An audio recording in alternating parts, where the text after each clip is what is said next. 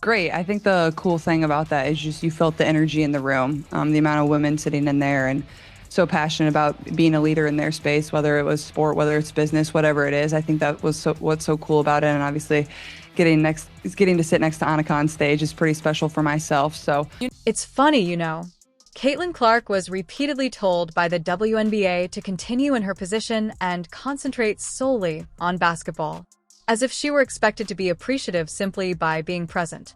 Then she picks up a golf club, and all of a sudden everyone is staring at her once more. No league drive, no major promotion. The entire area focused on her as soon as she entered the course and swung. Individuals were bending over ropes. Midway through the warm-up, players began pausing. Who the attraction was clear.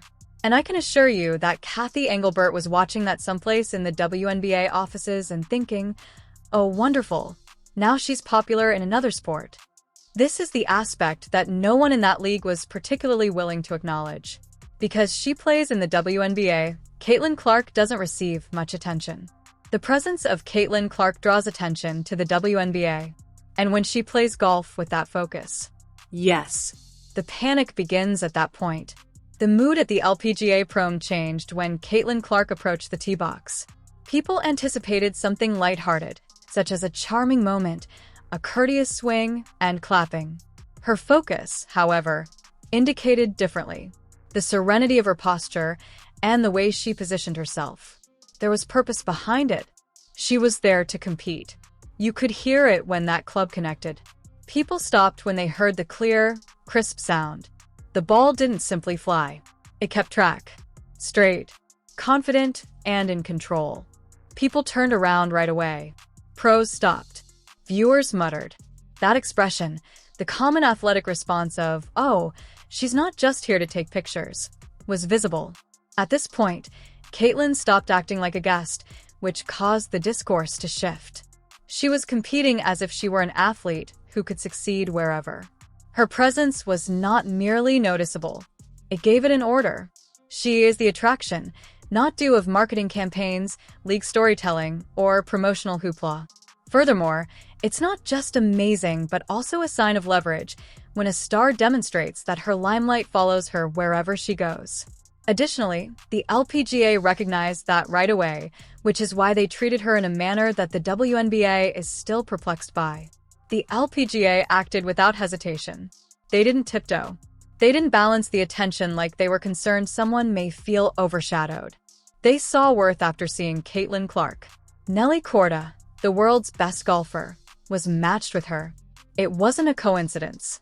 That was intentional. They didn't feel threatened by Caitlin's attention, so they positioned her as the face of their sport. They applauded it. The crowds did more than just observe. Along the fairway, they formed lines. People were standing shoulder to shoulder. The enthusiasm, anticipation, and intensity of an unstaged event were palpable. It was natural, real. And here's the key difference. The LPGA didn't try to minimize her. They didn't try to teach her her place. They didn't try to spread attention evenly. They said, we have a superstar. Let's use that. Meanwhile, back in the WNBA, they acted like her popularity was a problem to manage, not an opportunity to grow. The LPGA didn't just treat her well. They showcased her. They highlighted her. They understood her presence was good for everyone. They leaned in. Because when someone elevates your sport, you don't shrink the moment, you grow with it. So, why didn't the WNBA do that? Well, that brings us to the topic that Kathy Engelbert most certainly does not want to discuss. It was no secret that Caitlin Clark joined the WNBA. The most excitement the league has seen in decades greeted her arrival. The biggest ticket sales, the highest ratings, items flying off the shelves, and arenas that had never sold out before all of a sudden looked like playoff audiences. She brought a wave. Additionally, the league attempted to act as though the sea was calm rather than surfing it. From the beginning, she was physically attacked by seasoned players. Targeted physical, not competitive. The league remained mute despite cheap shots, late bumps, and full-court harassment. No penalties, no declarations, and little focus on safety. The league's face. The notion that Caitlin's popularity was exaggerated, that she wasn't unique, and that her supporters were bandwagon casuals was promoted by criticism throughout the league. All the while, every ticket that Caitlin touched sold out right away. It was denial rather than merely carelessness. The league pretended that it was a scheduling problem despite having control over a cultural phenomena. Furthermore, Caitlin did not retaliate. She didn't voice any complaints. She only continued to hope. However, sponsors, executives, and fans all took notice. Thus, the LPGA greeted Caitlin when she entered a different sport. "We are happy to have you here." The difference couldn't have been louder. Additionally, that difference is exactly what sent Kathy Angelbert into complete panic mode. Thousands of miles gone, but Caitlin was radiant on the golf course. Kathy Angelbert was seeing figures that are presumably refreshing, examining forecasts, sending committee chambers with titles such as "We need to discuss optics." Due to when the number of LPGA broadcasts increased, when attendance at the event increased, when highlight videos began to circulate, not because to golf, but also because Caitlin Clark was present, and it struck Kathy like a unexpected salary cap review in the middle of the season. The star power of Caitlin does not belong to the WNBA. The audience owns it. Additionally, the worst situation for a commissioner, the audience being aware of your league, is not necessary for them to see the player they adore. Sponsors began posing queries such as, is it possible to activate Caitlin without the involvement of the WNBA? Can we conduct campaigns for both sports? Is it possible to reallocate funds to golf? The WNBA hasn't only been utilizing Caitlin's star power, therefore that's the real cause for concern. They have been relying on it. A commissioner's worst nightmare is unchecked dependency. All of a sudden, Kathy's whole balance the spotlight strategy began to resemble fear rather than leadership. Fear of a future in which the league is no longer dependent on its largest source of income. In the meantime, Caitlin was being treated as though she belonged in the golf world, which is more significant than most people realize. Caitlin wasn't the target on that golf course. She wasn't the plot point that people debated. She didn't have to earn it as a novice. She was an athlete in her own right. Caitlin did not appear to Nelly Korda as a rival for her attention. She viewed her as a collaborator in enhancing the occasion. Gamers shared her laughter. They provided advice. She was welcomed into their home. No side-eye, no jealousy, and no energy to prove you belong here. By default, it was respectful. Additionally, Caitlin's shoulders, facial expressions, and relaxed posture all showed changes. She seems to be able to finally let go. In contrast, every game during the WNBA season felt like a trial. Hard fouls, condescending remarks, and persistent undercutting of her influence in golf. There was no need for Caitlin to compete for space. She didn't need to explain why she was there. She didn't need to shrink in order to put others at ease. She was given the freedom to shine. Additionally, athletes remember that they are valued, understood, and truly welcomed.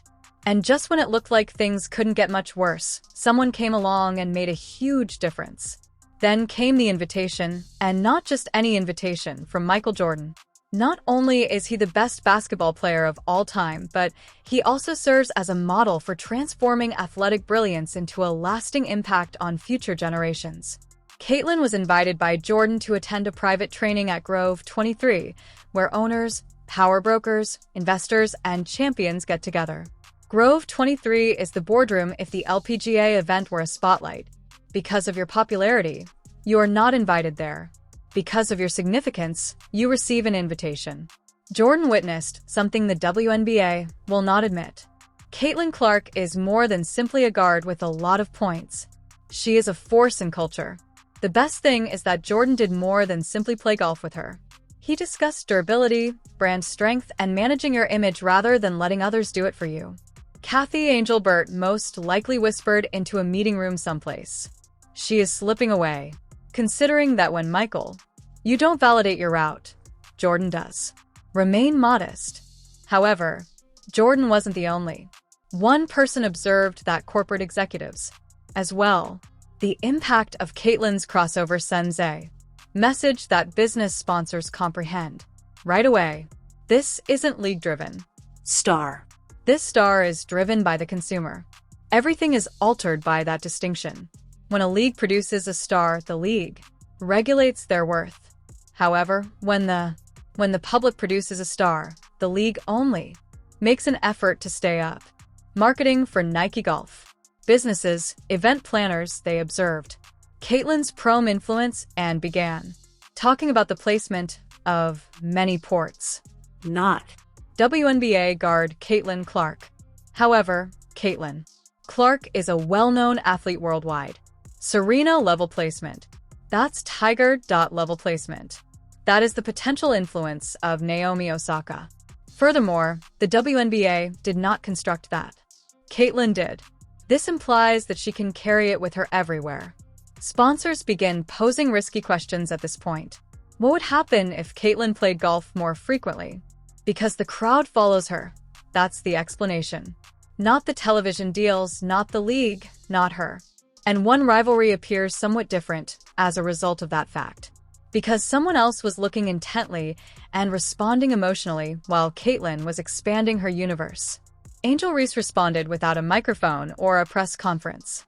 The timing, tone, and manner in which she attempted to enter a situation that wasn't hers. As Caitlyn was constructing connections with myths, Angel was observing shadows, gauging focus, attempting to stay up in a race that she wasn't prepared for. This is the distinction. Silently, Caitlyn builds. Angel answers. Loudly, Caitlyn improves the area she Comes in. Angel wonders why she isn't. The middle of it. One is expanding. One is Clinging. and observe Angel Ree is competitive, marketable, and gifted. That is undeniable. However, there's a distinction between being well-liked and being unquestionable. There is no denying Caitlyn. Not because to the buzz in the media, not because of advertising storylines, but because crowds respond to her right away. Prompting is not necessary. Respect is what Angel desires. It is drawn to Caitlyn. For this reason, one receives an invitation to Grove 23, and the other is captured responding, which reveals the truth. Whether she wants to or not, Kathy Engelberg must now admit. In sports, there are stars. Icons are present. Drivers come next. Drivers are more than just participants in a league. They are the center of attention. Caitlyn Clark works as a driver. Caitlyn is the driving force for the WNBA's increase in attendance. Caitlyn was the driving force behind the record-breaking TV ratings. Caitlyn, the ticket sales in cities that had never sold out.